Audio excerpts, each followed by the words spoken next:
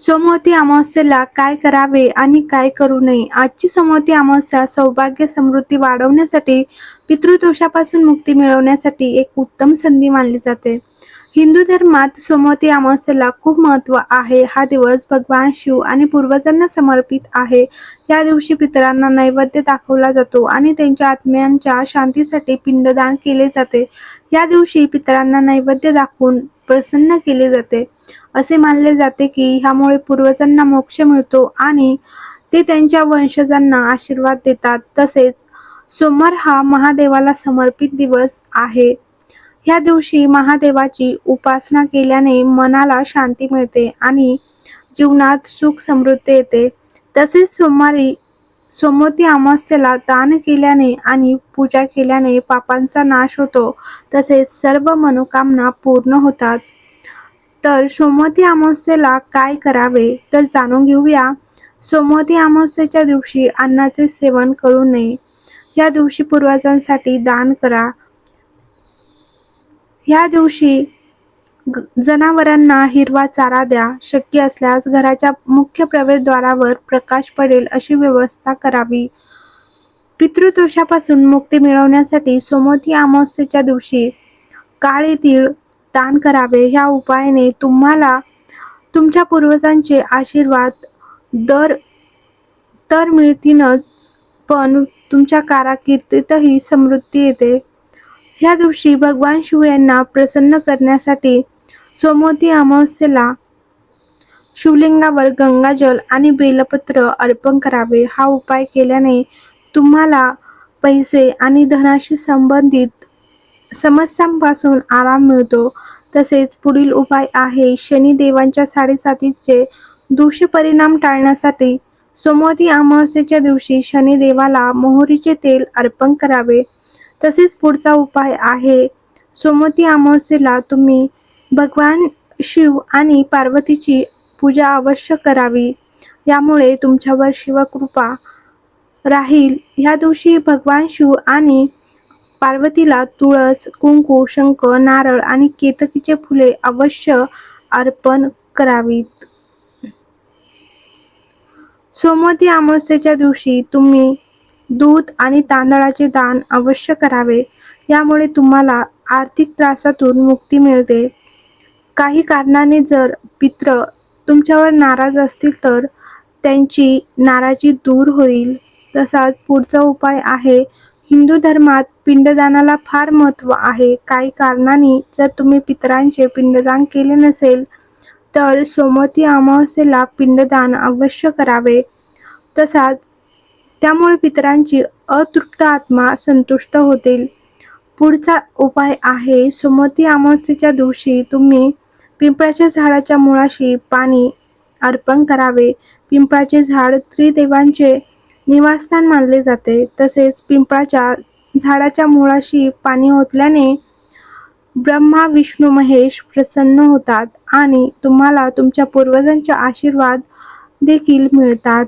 तसाच पुढचा उपाय आहे. सोमवती अमावस्येला काळ्या तिळाचे दान अवश्य करावे. यामुळे पितृदोष दूर होतो आणि तुमच्यावर कृपा राहते. यामुळे तुम्ही जीवनात प्रगती करू शकता. तुम्ही काळे तीळ मंदिरातही दान करू शकता. यापुढील उपाय आहे. सोमवती अमावस्येला सकाळी पूजेच्या ठिकाणी स्वच्छ लिंबू ठेवा. हे लिंबू सोमवती अमावस्येच्या रात्री त्या व्यक्तीच्या डोक्यावरून खालीपर्यंत 7 वेळा उतरवा. नंतर त्याचे 4 भाग करा आणि चौरस्त्यावर 4 दिशेने फेकून द्या. असे केल्याने लवकरच आपली इच्छा पूर्ण होऊ शकते अशी धार्मिक श्रद्धा आहे. तर ह्यापुढचा उपाय आहे. तुम्ही तुमच्या कुंडलीत सूर्यग्रहाच्या महादशाचा प्रभाव चालू असेल तर सोमवती अमावस्येच्या दिवशी माणिक, गहू, गूळ, केसर, सोने आणि तांबे दान करू शकता. यापुढील उपाय आहे. जर एखाद्याला चंद्रग्रहाची महादशा असेल तर सोमवती अमावस्येच्या दिवशी तांदूळ, कापूर, मोती, शंख, चांदीचे दान करावे. ह्यामुळे चंद्राची स्थिती मजबूत होते. यापुढील उपाय आहे. सोमवती अमावस्येला काय करू नये तर सोमवती अमावस्येला तुळशीची पाने तोडणे सक्त मनाई आहे. ह्या दिवशी भगवान विष्णू, माता लक्ष्मीचा वास तुळशीमध्ये असतो. तसेच विनाकारण तुळशीला स्पर्श करणे किंवा जास्त पाणी घालणे ह्या दिवशी अशुभ मानले जाते. यामुळे घरातील समृद्धी कमी होऊ शकते. तर ह्यापुढील जाणून घेऊया आपण काय करायचे नाही. सोमवती अमावस्येच्या दिवशी पितरांच्या आत्म्यांच्या शांतीसाठी पूजा आणि पिंडदान केले जाते. म्हणूनच या दिवशी पितरांबद्दल वाईट बोलू नये आणि त्यांना तर्पण द्यायला विसरू नये. सोमवती अमावस्येच्या दिवशी कुत्रे, गाय आणि कावळे यांना त्रास देऊ नये. या दिवशी या प्राण्यांना त्यांच्या पूर्वजांचा भाग म्हणून त्यांना अन्न दिले जाते. म्हणूनच त्यांना इजा करू नये. अमावस्येच्या दिवशी पिंडदान, तर्पण आणि श्राद्धासाठी पूर्वज वाट पाहत असतात. म्हणूनच या दिवशी सर्व गोष्टी करायला विसरू नये. या गोष्टी करायला विसरले तर पूर्वज रागवतात आणि शाप देतात. तर ह्यापुढे काय करायचे नाही आपण पाहूयात की सोमवती अमावस्येच्या दिवशी केलेल्या पूजेचे शुभ फळ प्राप्त करण्यासाठी दिवसभर ब्रह्मचर्य पाळावे, नाहीतर पूजेचे पूर्ण फळ प्राप्त होत नाही.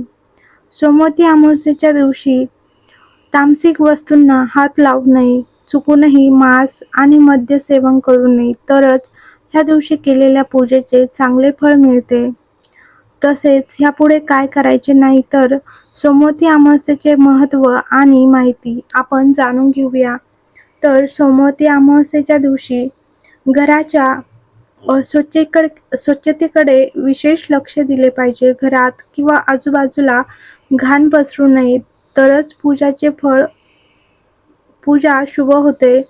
सोमवती अमावस्येच्या दिवशी कुणाशीही भांडू नये. तसेच शिवीगाळ आणि अपशब्द देखील कोणाला बोलू नये.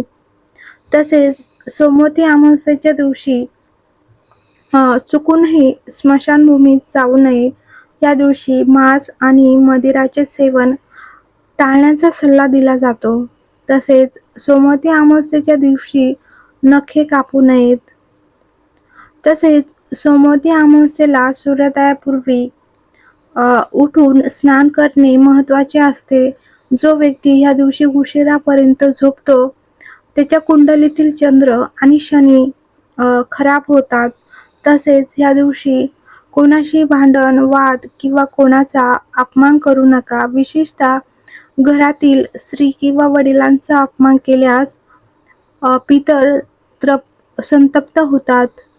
तर व्हिडिओ आवडला असेल तर लाईक करा, कमेंट करा, शेअर करा आणि चॅनलवर तुम्ही नवीन असाल तर चॅनलला नक्की